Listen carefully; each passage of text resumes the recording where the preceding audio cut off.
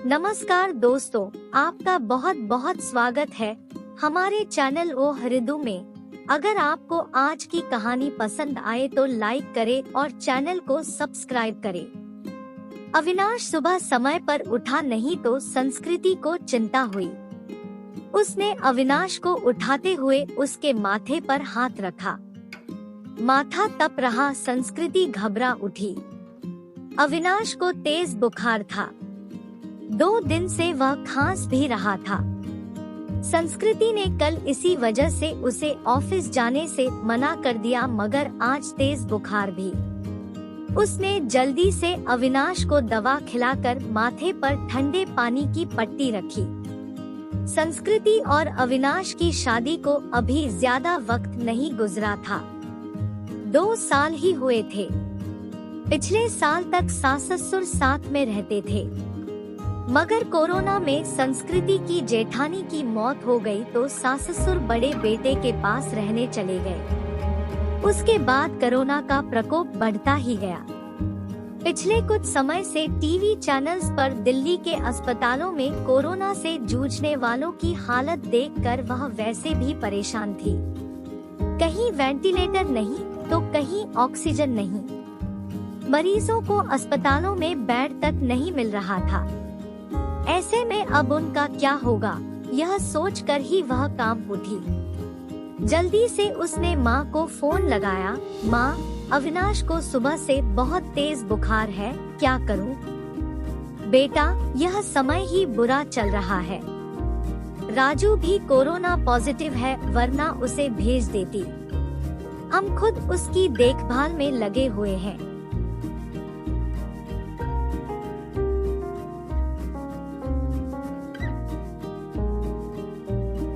ऐसा कर, जल्दी से डॉक्टर को बुला और दवाएं शुरू कर। हाँ माँ, वह तो करना ही होगा। मेरी सास की भी तबीयत भी सही नहीं चल रही है, वरना जेठ जी को ही बुला लेती। घबरा नहीं बेटी, धैर्य से काम ले, सब ठीक हो जाएगा, माँ ने समझाने का प्रयास किया। संस्कृति ने पति का कोरोना टेस्ट कराया। तब तक फैमिली डॉक्टर से पूछकर दवाएं भी देती रही। इस बीच अविनाश की हालत ज्यादा खराब होने लगी तो वह उसे लेकर अस्पताल भागी।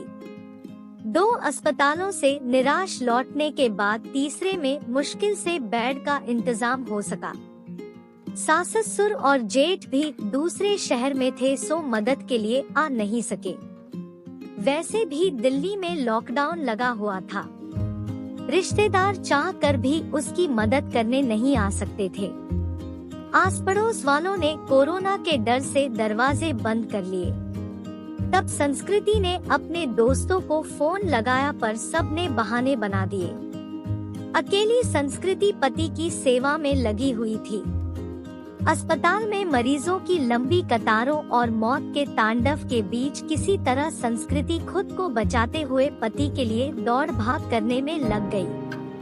कभी दवा की पर्ची लेकर भागती तो कभी खाना लेकर, कभी डॉक्टर से गिड़गिड़ाती तो कभी थकहार कर बैठ जाती।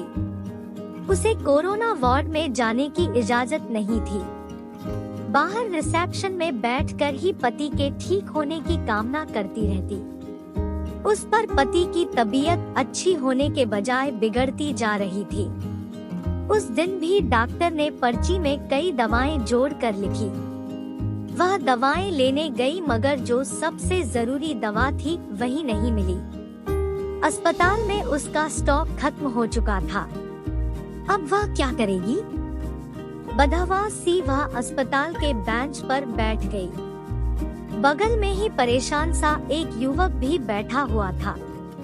संस्कृति ने उसकी तरफ मुखातिब होकर पूछा, आप बता सकते हैं यह दवा मुझे कहाँ मिलेगी? मैं खुद यह दवा ढूंढ रहा हूँ, आसपास तो मिली नहीं। मेरे दोस्त ने बताया है कि नोएडा में उसकी शॉप है। उसने कुछ दवाएं स्टॉक करके रखी है, सो वह मुझे दे देगा। अभी जाने की ही सोच रहा था। पर्ची लाइए, मैं अपने साथ आपके लिए भी दवा ले आता हूँ। बहुत मेहरबानी होगी। सुबह से इसके लिए परेशान हो रही थी। पसीना पोंछते हुए संस्कृति ने कृतज्ञ स्वर में कहा, मेहरबानी की कोई बात नहीं, इंसान ही इंसान के काम आता है, बस इतना शुक्र मनाइए कि दवा वहाँ मिल जाए, कहकर वह चला गया। करीब 2 से 3 घंटे बाद लौटा तो उसके चेहरे पर परेशानी की लकीरों के बावजूद खुशी थी।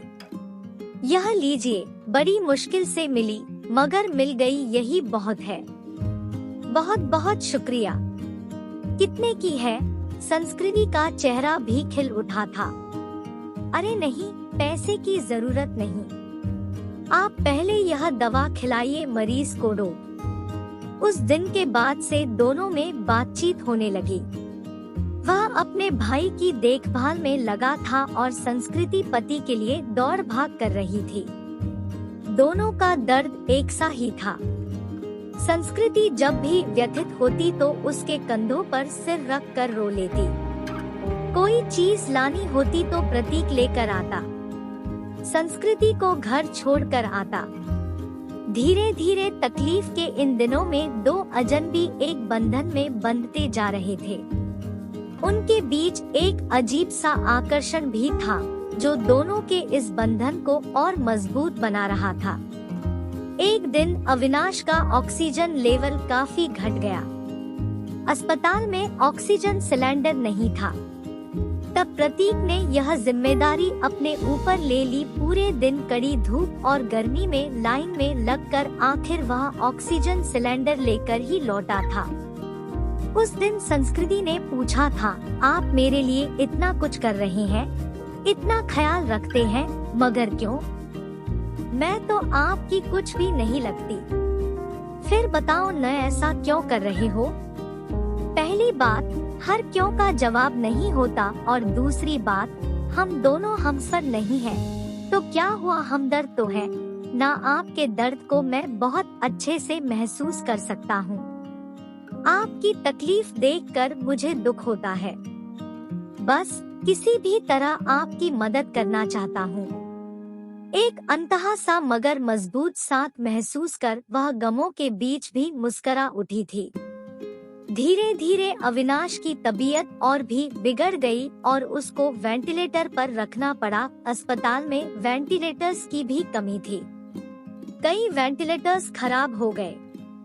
बदहवास सी संस्कृति ने प्रतीक को फोन लगाया तो पता चला कि उसके भाई को भी कहीं और शिफ्ट करने की नौबत आ गई है।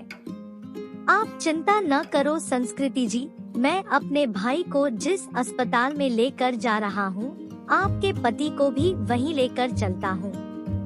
वहाँ वेंटिलेटर की सुविधा है और डॉक्टर्स भी अच्छे हैं। प्रतीक ने उसे ढांढस बंधाया और फिर जल्दी ही शिफ्टिंग की सारी व्यवस्था करा दी। शाम में सब निबट गया तो प्रतीक का हाथ पकड़कर रुंधे गले से संस्कृति इतना ही कह सकी, आप नहीं होते तो पता नहीं क्या होता। मैं नहीं होता तो कोई और होता। अच्छे लोगों की मदद के लिए कोई ना कोई आ ही जाता है। ऐसा नहीं है प्रतीक जी, मैंने अपने दोस्तों, पड़ोसियों और परिचितों सबको देख लिया। इस कठिन समय में कोई भी मेरे साथ खड़ा नहीं। केवल आप हैं, जिसे 4 से 6 दिन पहले तक मैं जानती भी नहीं थी। आज लगता है ऐसे आपके बिना रह ही नहीं सकती।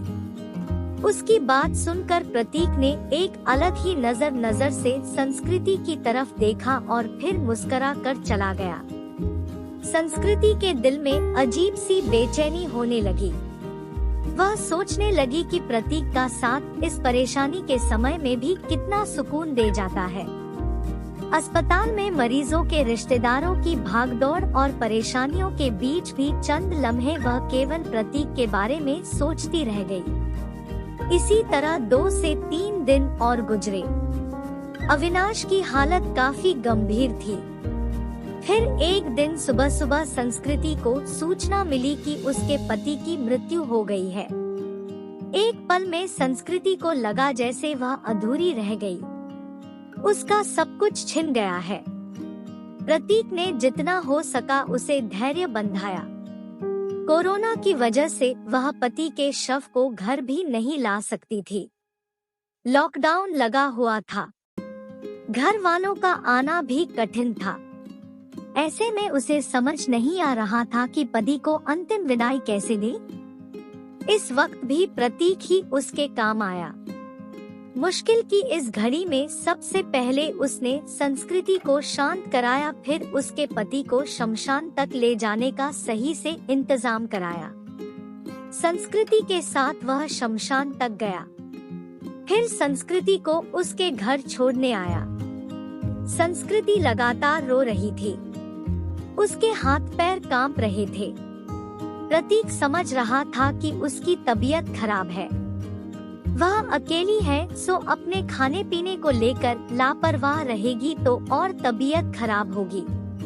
तब प्रतीक ने हाथ पैर धोकर और कपड़े बदलकर उसकी रसोई में प्रवेश किया और सबसे पहले चाय बनाई। संस्कृति के साथ खुद भी बैठकर उसने चाय पी, फिर संस्कृति को नहाने भेजकर खुद दाल चावल बनाने लगा। संस्कृति को खाना खिलाकर उसके लिए सब्जी, फल, दूध आदि का इंतजाम कर और सांत्वना देकर वह वापस लौट गया। 2 से 3 दिनों बाद जब संस्कृति थोड़ी सामान्य हुई और पति की मौत के सदमे से उबरी तो उसे प्रतीक की याद आई। प्रतीक उसके लिए अपनों से बढ़कर बन चुका था, मगर उसे पता नहीं था कि वह कहाँ रहता है, क्या जॉब करता है। बस एक फोन नंबर था। उसने फोन मिलाया तो नंबर बंद आ रहा था। संस्कृति घबरा उठी। वह प्रतीक से संपर्क करना चाहती थी, मगर ऐसा हो ना सका। 2 से 3 घंटे वह लगातार फोन ट्राई करती रही, मगर फोन बंद ही आ रहा था। अब उससे रहा नहीं गया।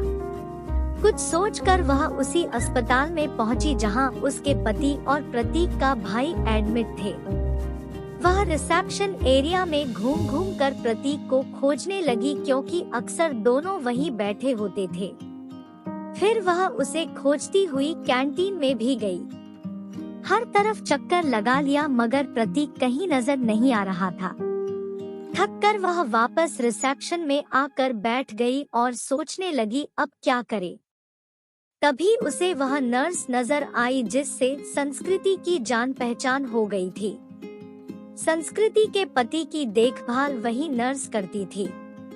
संस्कृति उसे अक्सर अम्मा कहकर पुकारा करती। नर्स ने प्रतीक को भी उसके साथ कई बार देखा हुआ था। संस्कृति दौड़कर नर्स के पास गई। दुखी स्वर में नर्स ने कहा, सॉरी बेबी, तुम्हारे पति को हम बचा नहीं पाए। जो लिखा था वह हो गया, पर यह बताओ अम्मा, आपको प्रतीक याद है जो अक्सर मेरे साथ होता था? उसके भाई का इलाज चल रहा था। हाँ बेबी, उसके भाई की भी तो मृत्यु हो गई।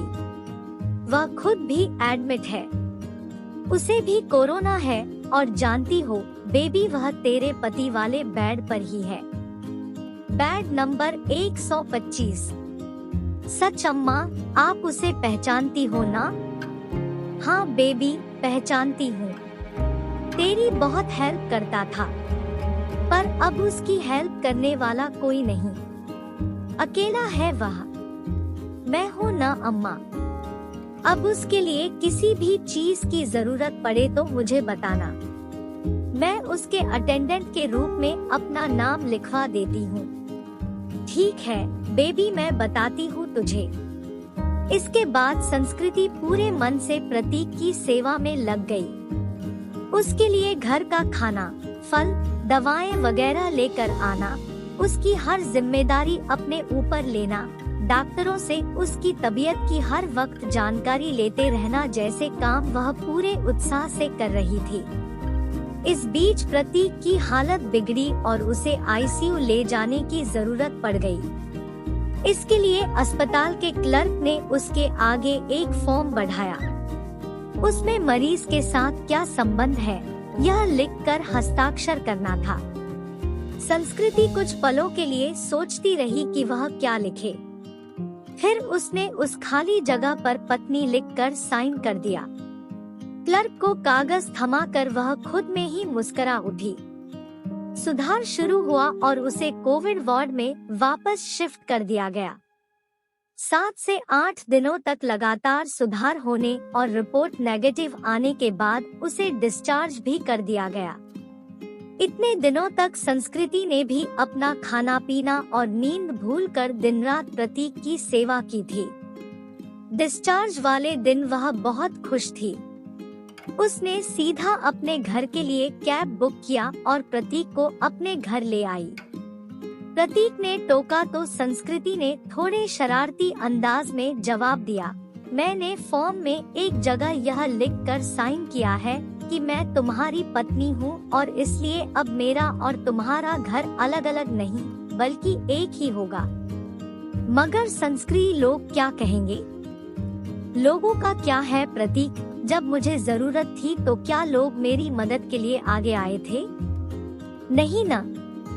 उस वक्त तुमने मेरा साथ दिया। अब मेरी बारी है। इसमें गलत क्या है? तुम थोड़े ठीक हो जाओ फिर सोचेंगे कि क्या करना है। संस्कृति ने अपना फैसला सुना दिया। करीब 10 दिन संस्कृति ने जी भर कर प्रतीक का ख्याल रखा। हर तरह से उसकी सेहत पहले की तरह बनाने और खुश रखने का प्रयास करती रही। संस्कृति एक संयुक्त परिवार से संबंध रखती थी। ससुराल में धन संपत्ति की कमी नहीं थी। यह घर भी पति के बाद उसके नाम हो चुका था। पति ने उसके लिए काफी संपत्ति और गहने भी छोड़े थे। बस एक हमसफर की कमी थी जिसे प्रतीक पूरा कर सकता था। उस दिन शाम में संस्कृति ने प्रतीक के हाथों को थाम कर कहा, जो बात मैंने अनजाने ही उस फॉर्म में लिखा, क्या हम उसे हकीकत का रूप नहीं दे सकते? क्या मैं तुम्हें अपने हमदर्द के साथ साथ एक हमसफर के रूप में भी स्वीकार हूँ? मुझे लगता है संस्कृति की अब यह बात कहना फजूल है। मतलब यह कि तुम ऑलरेडी मेरी हमदर्द और हमसफर बन चुकी हो। हम हमेशा साथ रहेंगे। तुमसे बढ़कर कोई और मेरा ख्याल नहीं रख सकता, कहकर प्रतीक ने संस्कृति को गले से लगा लिया।